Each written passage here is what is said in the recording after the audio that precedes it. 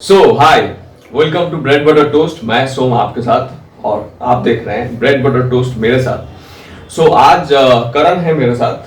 तो अभी आज हम देखते हैं कि एक जब मोनोलॉग हम प्रिपेयर करते हैं, जैसे हम करते हैं कि एक स्पीच प्रिपेयर करते हैं और किस तरीके का स्पीच प्रिपेयर करना चाहिए और स्पीच प्रिपेयर करते हुए हमें किन किन चीज़ों का ध्यान रखना चाहिए, उसका जो इनर मीनिंग होता है जो हम कहते हैं, तो जो सब टेक्स्ट होता है वो कैसे हम सोच पाए स्पीच करते हुए। तो करण ने एक स्पीच प्रिपेयर किया है, तो लेट्स सी वो स्पीच हम सुनते हैं और सुनते सुनते मैं उसके साथ बात करूंगा कि क्यों वो लाइन वो कह रहा है या वो लाइन कहने की क्यों जरूरत है, उसके पीछे का मीनिंग जो है वो कैसे हम उसको चेंज कर सकते हैं और उसको रियल करके हम प्रेजेंट कर सकते हैं, जो हमें ना लगे कि हम एक तरीके से फ्लुएंटली बोले जा रहे हैं, जो होता है कोई ताल लय कुछ भी नहीं होता, सीधा बात करते जा रहे हैं, जो हमें सुनने में बहुत बोर करता है, तो वो नहीं करेंगे।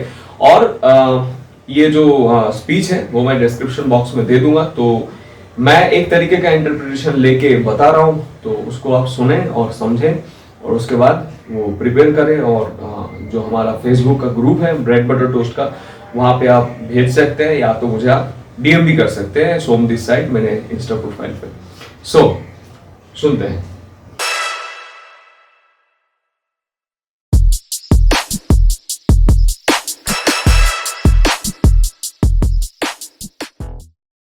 जिंदगी क्या है? जिंदगी एक खेल है, इसे खेलो।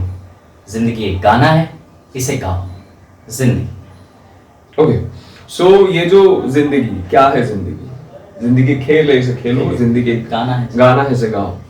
तो ये किसको बता रहा है और ये क्यों बता रहा है, कि किससे पूछ रहा है जिंदगी क्या है जिंदगी, क्योंकि उसके पास एक क्वेश्चन मार्क होना चाहिए। मेरे हिसाब से कि मैं अपने एक दोस्त को बता रहा हूँ, मतलब जो हम लोग की जिंदगी को लेकर कुछ बात हुई है कि लाइफ में क्या करना है। जैसे हम लोग एक्टर्स हैं तो एक्टिंग को लेकर बात हो रही है, तो वही मुझे उसे बताने की कोशिश कर रहा हूँ। मैं पूछ रहा हूँ कि तुम्हारे हिसाब से जिंदगी क्या तो है? अगर कोई पूछता है कि नाम क्या है तुम्हारा, तो कैसे पूछता है? कि वो क्यूरियोसिटी के साथ पूछता है कि जिंदगी क्या है, जिंदगी क्या है जिंदगी, तुम्हें पता है क्या है जिंदगी? मैं बताता हूं जिंदगी क्या है। जिंदगी एक खेल है, इसे खेलो। जिंदगी एक गाना है, इसे गाओ, है ना। तो मुझे लगता है कि ये इंटरप्रिटेशन होना चाहिए, क्योंकि जिंदगी क्या है जिंदगी, उसके बाद ये क्यों बोल रहा है कि जिंदगी एक खेल है, खेलो। जिंदगी गाना है, इसे गाओ, क्योंकि वो सामने वाले को पूछ रहा है कि आपको पता है जिंदगी क्या है। उसके बाद सामने वाले का रिएक्शन देख रहा है, मे बी सामने वाला जो रिएक्शन दे रहा है उससे उसे लग रहा है कि पता नहीं है, क्योंकि ये स्पार्क जो बता रहा है, जैसे मैं अभी वीडियो में बता रहा हूँ, तो मैं ज्यादा एक्सपीरियंस्ड हूँ, जो लोग आप लोग मुझे देख रहे हैं या करण जो है उनसे, तो मैं ये बता पा रहा हूँ। अब शायद मेरे जगह पे कोई और एक्सपीरियंस्ड आ जाएंगे तो वो और ज्यादा अच्छे से बता पाएंगे कि उनका इंटरप्रिटेशन कुछ और होगा। तो कोई पूछता है जबकि जिंदगी क्या है, जिंदगी तो पता है, मैं बताता हूं। जिंदगी एक खेल है, इसे खेलो। तो ये जो मैंने पूछा कि क्या है तुम्हें पता है, तो मैं बताता हूं, इससे मेरा इंटेंशन चेंज हुआ। तो ऐसा नहीं होगा तब के जिंदगी क्या है, जिंदगी ड्रामेटिक, जिंदगी एक खेल है, इसे खेलो। जिंदगी एक गाना है, इसे गाओ। बहुत प्लेन हो रहा है, बहुत प्लेन हो रहा है। तो उसमें जो हल्का चेंज आता है ना, कि वो हंसी कैसे आता है, क्योंकि उसके पहले इंटेंशन चेंज होता है ना। बस एक मेरी माँ थी जिसको मेरे अंदर एक स्टार नजर आता था। मुझे अभी भी याद है वो मेरे बचपन का प्ले। मैं 4th क्लास में था, मेरा कोई डायलॉग नहीं था, लेकिन उस दिन भी मेरी माँ ने मुझे बेस्ट एक्टर का खिताब दिया। हाँ, तो ये क्या है, क्या लाइन है, शुरुआत का लाइन क्या है? बस एक मेरी माँ थी, बस एक मेरी माँ थी। तो जिंदगी क्या है, जिंदगी एक खेल है, इसे खेलो। जिंदगी एक गाना है, इसे गाओ। अब उसको ना याद आ रहा है माँ के बारे में। अब हम जब भी क्या होता है ना, हम जब कोई इमोशनल चीज में जाते हैं, जैसे इस जो लड़का ये बोल रहा है, कह रहा है, तो उसका माँ नहीं है, माँ गुजर गई है ना। तो वो माँ का प्यार हमेशा जरूरी नहीं है। जैसे मेरी जिंदगी में मेरी माँ नहीं है, लेकिन करण की जिंदगी में है। तो मैं जब भी बोलता हूँ कि माँ, कोई कहता है कि जैसे हम बात करते तो कहता है माँ कसम, तो मैं कहता हूँ यार माँ तो गुजर गई, मुझसे बोल रहे, मैं तो झूठ बोलूंगा, माँ कसम।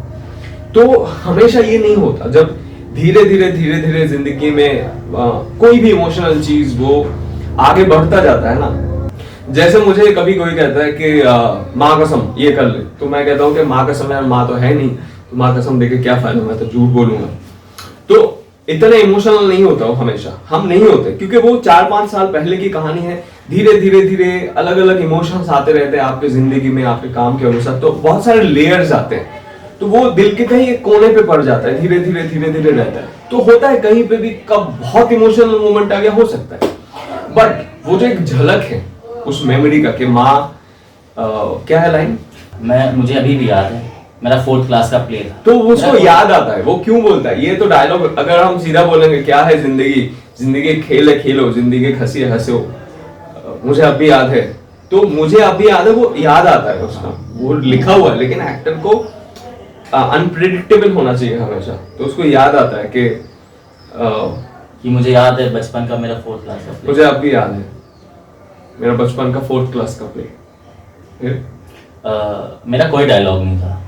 मेरा ना कोई डायलॉग नहीं था, तो बता रहा है मेरा ना कोई डायलॉग नहीं था, फिर भी मेरी माँ ने अप्रिशिएट किया तो था वो कि खुशी का पल है, वो बहुत खुशी के पल है।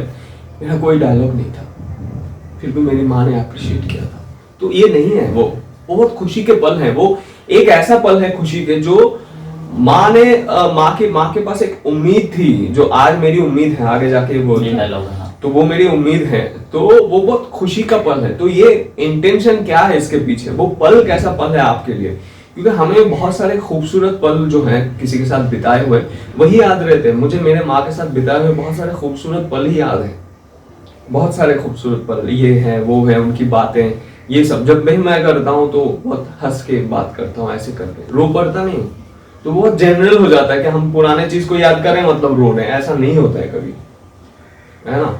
तो वो क्या बोलता है कि आगे बोलती, माँ की उम्मीद मेरी हिम्मत बनी। मेरी माँ की उम्मीद मेरी हिम्मत बनी। आज ये हिम्मत क्यों बनी वो आगे जाके होगा, जब आप ये पूरा डायलॉग जो है, जो स्पीच है वो पढ़ेंगे तो आपको समझ आएगा लाइन बाय लाइन कि ये उम्मीद क्या है। क्या है उम्मीद? उम्मीद ये कि जैसे कि नहीं, डायलॉग में क्या है उम्मीद? डायलॉग में उम्मीद मतलब उसकी माँ की जो उम्मीदें थी, हाँ, जो तो मेरी माँ की उम्मीद हाँ, मेरी हिम्मत बनी। उसके बाद मेरी लाइन हिम्मत क्या है? नहीं। उसके बाद लाइन ये, जब भी मैं कोई स्टार या सेलिब्रिटी देखता हूँ तो मैं अपने आप से यही पूछता था कि जो चीजें इसके अंदर हैं वो मेरे अंदर नहीं, क्या जो ये कर सकता है क्या वो मैं नहीं कर सकता? हाँ, तो हमें ये लगता है, क्योंकि मैं अगर यहाँ से देखूं कि मैं जैसे जिस जगह से आया हूँ या करण है, तो हम सभी मुंबई वहाँ के एक तरह से एक मुकाम हासिल करने की कोशिश कर रहे हैं। कुछ मैंने किया है, कुछ इसने किया है, कुछ आप लोगों ने किया है। तो जब भी हम देखते हैं ना, हम जैसे बड़े स्टार्स को देखते हैं, जैसे मैं NSD पास आउट तो मैं अपने सीनियर्स को देखता हूँ, इतने बड़े इरफान खान साहब, पंकज त्रिपाठी जी, जो सारे बड़े एक्टर्स हैं, उनको देखता हूँ, उनसे मिलता हूँ कभी, तो लगता है कि जो ये कर सकते वो मैं कैसे कर सकता हूँ। वही मेरा सर्चिंग है।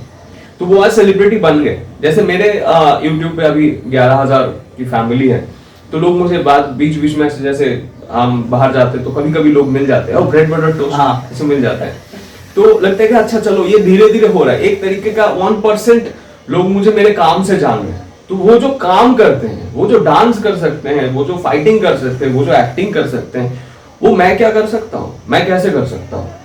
तो जब भी मैं किसी को देखता हूँ ना, वो मैं जब 10 साल पहले शुरू किया था मैंने, तब देखता आ रहा था कि ये कैसे करते, क्या मैं ये कर सकता हूँ। तो वो इंटेंशन इसके पीछे कि जब भी मैं कोई ये चेंज हो गया। एक तो हुई कि आप दोस्त से पहले पूछ रहे हैं कि क्या है जिंदगी, आप अपने हिसाब से बता रहे हैं, उसके बाद आप अपने पुराने दिनों पे वापस जा रहे हैं, माँ की बातों पे। तो इसके आगे आप रिलेट कर, क्या ये है कि जब भी मैं कोई सेलिब्रिटी देखता था या कोई स्टार देखता था या कोई आर्टिस्ट देखता था, बस ये सोचता था कि जो चीज़ें इसके अंदर हैं क्या वो मेरे अंदर नहीं, क्या ये जो कर सकता है मैं नहीं कर सकता। बस यही सोच के मैं मुंबई आ गया, और मुंबई आके पता चला कि जितनी एक्टिंग, जितनी क्राफ्ट, जितनी चीज़ें आप पर्दे के सामने करते हो, उससे कई ज़्यादा आपको पर्दे के पीछे करनी पड़ती है। सो ये डिफरेंट हो गया, ये सीधा बोल दिया इसने, लेकिन ये डिफरेंट हो गया कि जब भी कोई सेलिब्रिटी को देखता हूँ मुझे लगता है क्या मैं ये कर सकता हूँ, या मैं किसी स्टार को देखता हूँ, और उस उम्मीद के साथ मैं मुंबई आ गया। लेकिन मुंबई आके पता चला कैमरे के सामने जितना एक्टिंग करते हो ना, कैमरे के पीछे उससे कहीं ज्यादा एक्टिंग करना पड़ता है। तो ये रियलिटी बता रहा है, क्योंकि हम जो हम वीडियो बना रहे हैं इसके लिए कितना सोचते हैं, इसके पीछे कितना कुछ टास्क होता है, क्या करेंगे हम 4 दिन से सोचते हैं, करते हैं, इसके पीछे लोगों से मिलना, काम पे जाना, काम पे बहुत बहुत सारा कुछ होता है, बहुत सारी चीजें होती है। हमें बस एक्टर्स या सेलिब्रिटीज के इतना लाइफ दिखता है, वो बाकी पीछे का जो लाइफ है ना, इतना क्रूएल लाइफ होता है, वो दिखता नहीं है हमें। तो इसके पीछे का एक्टिंग बहुत ज्यादा होता है, तो वो बता रहा है, वो रियलिटी बता रहा है। एक तो हो गया कि मैं मुंबई आ गया, और किस वजह से आया कि मुझे लगता था, मेरी माँ ने हौसला दिया, और वो हौसला लेकर मुझे लगा कि मैं भी ये कर सकता हूँ, और मैं मुंबई आया। लेकिन दोस्त, मुंबई आने के बाद मुझे और कुछ पता चला, तो वहां पे वो चेंज होता है, तो वो उसका इंटेंशन चेंज होता है। तो हर लाइन का इंटेंशन समझना बहुत जरूरी है कि उसके पीछे का मीनिंग क्या है, वो क्यों ये लाइन बोल रहा है। हम जिंदगी में कभी भी कोई भी लाइन बेफिजुल का कुछ नहीं बोलते, सबके पीछे ना कुछ रीजन होता है, और सबका अलग अलग रीजन होता है। जैसे ही आप रीजन को ढूंढ लेंगे, आप चेंज कर पाएंगे, ऑटोमेटिकली चेंज कर पाएंगे। तो इसके लिए आप स्क्रिप्ट ले और उसमें डिवीजन करें। स्क्रिप्ट में स्क्रिप्ट डिवीजन जो होता है कि यहां से ये इतना इंटेंशन में वो बोल रहा है, इसलिए बोल रहा है, आपके अंदर वो चलना चाहिए। फिर मैं मुंबई आ गया लेकिन मुंबई आने के बाद देखा, कैमरे के सामने जितना एक्टिंग करना पड़ता है, उसके पीछे तो कहीं ज्यादा एक्टिंग करना पड़ता है। बाप रे। उसके आगे ये है कि मैं लोगों को व्हाट्सएप करता था, मैसेजेस करता था, लिंक शेयर करता था, प्रोफाइल भेजता था, लेकिन कहीं से कोई उम्मीद नहीं आई। लेकिन मुझे बस इतना पता है, ये मेरे सपने हैं और इन्हें मुझे पूरा करना है, अपने आप के लिए और अपनी माँ के लिए। हाँ, इतना है। हाँ। सो अभी वो बिल्कुल प्रैक्टिकल बता रहा है कि देखा कि कैमरे के पीछे का एक्टिंग बहुत ज्यादा है। और वो एक्टिंग क्या है, कैमरे के पीछे आपको, जैसे मैं ये यूट्यूब बना रहा हूँ, मैं लोगों तक रीच करने की कोशिश कर रहा हूँ, मैं कुछ कर रहा हूँ, तो मैं हमेशा रेगुलर 10 लोगों को पिंग करता हूँ, 10 लोगों को फॉलो करता हूँ, ऑडिशन बनाता हूँ, घंटों तक जो आप ऑडिशन देखते हैं मेरे चैनल पे, वो हम बहुत मेहनत करते हैं, लगाते हैं। करण ही ज्यादातर मुझे हेल्प करता है, because he is my roommate. And वो बहुत ज्यादा इसलिए होता है कि हम लिंक शेयर करते हैं, हम लोगों को मैसेज करते हैं, हम अपना प्रोफाइल भेजते हैं, फोटोज भेजते हैं, बार बार इंट्रो बनाना पड़ता है। तो दिस इज द रियलिटी। वो रियलिटी बता रहे कि मैं अब, अगर आप ऐसे बताएंगे कि याद करके रट्टा मार के मैं लोगों को प्रोफाइल भेजता था, फोटो भेजता था, लिंक शेयर करता था, लेकिन कहीं से कोई उम्मीद नहीं, वो बिल्कुल क्लीशे हो जाएगा, क्योंकि इसके पीछे कोई थॉट ही नहीं है। उसके बाद क्या था?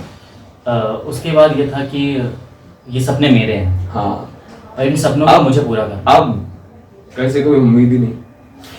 उम्मीद होता है, हम अगर 100 लोगों को भेजते हैं, 2 लोगों का रिप्लाई, 5 लोगों का, 10 लोगों का रिप्लाई आ जाता है, देते हैं, क्योंकि बहुत कुछ मैटर करता है, क्योंकि यहाँ पे कंपटीशन बहुत ज्यादा है। और ये आई डोंट नो कहाँ से इसको ये मोनोलॉग मिला, बट किसी ने भी लिखा है, जिसने भी लिखा है, उन्होंने इन चीजों को फेस किया है, और जिन चीजों को हम भी फेस करते रहते हैं बहुत ज्यादा। आपको बहुत ज्यादा पेशेंस की जरूरत होती है। तो उस पेशेंस के साथ वो वापस आता है कि लेकिन मुझे पता है ये मेरा सपना है और मुझे पूरा करना है, मेरे लिए और अपनी माँ के लिए।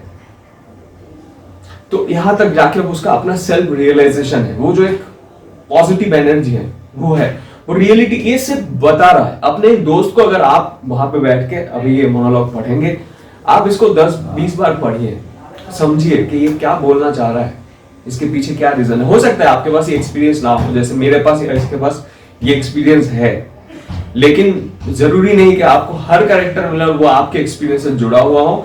आपको दूसरे जगह से एक्सपीरियंस गेन करना है। चाहे हो सकता है कि आपके स्कूल कॉलेजेस में बहुत कुछ हुआ हो, और एक तरीके का आपने लोगों से बहुत कुछ पूछा, जब आपको जवाब नहीं मिल रहा है, आपके पास कोई उम्मीद नहीं है, हो सकता है, बहुत सारी चीजों में हो सकता है। सिर्फ ये इंडस्ट्री में ये भेजने से इतना नहीं, लेकिन इसके रिलेटेबल बहुत कुछ हो सकता है। जैसे बिस्किट, अगर मैं ब्रिटानिया बिस्किट का आपको एग्जांपल दे रहा हूँ, लेकिन हो सकता है आप ओरियो खाते हैं, पार्ले जी खाते हैं, लेकिन ढूंढना पड़ेगा आपको। सिर्फ मैं बता रहा हूँ वो नहीं है, तो आपको एक एक्सपीरियंस ढूंढना पड़ेगा, आपको अपने एक्सपीरियंस के थ्रू, इमेजिनेशन के थ्रू। और मैं ये भी कहता हूँ कि जिसने भी ये मोनोलॉग लिखा होगा वो काफी एक्सपीरियंस्ड होंगे सारी चीजों में, और इसीलिए मैं कहता हूँ कि एक उम्र चाहिए होता है जो आपको कुछ एक्सपीरियंस दे के जाता है। क्योंकि जब तक हम कॉलेज से पास आउट नहीं होते हैं, तब तक हम बाहर की दुनिया में अकेले नहीं देख पाते, तब हमारी तैयारी शुरू नहीं होती, तब तक हम घर में रहते हैं, पापा पैसे दे रहे हैं, खा रहे हैं, पढ़ रहे हैं, ज्यादातर लोगों के लिए यही होता है। तो उस तरीके से आप अपना एक्सपीरियंस ढूंढे, और जो भी मैंने इसका इंटरप्रिटेशन आपको बताया है, उस तरीके से आप कभी भी कोई भी स्पीच करें। हम ऐसे बहुत सारे स्पीच धीरे धीरे करते रहेंगे। हमारे जो फेसबुक का ग्रुप है ब्रेड बटर टोस्ट का, तो वहां पे आप भेजें, और मैं देखता हूँ, जरूर रिप्लाई देता हूँ। और डीएम भी कर सकते हैं। सो मिलते हैं कुछ नए चीज़ों के साथ।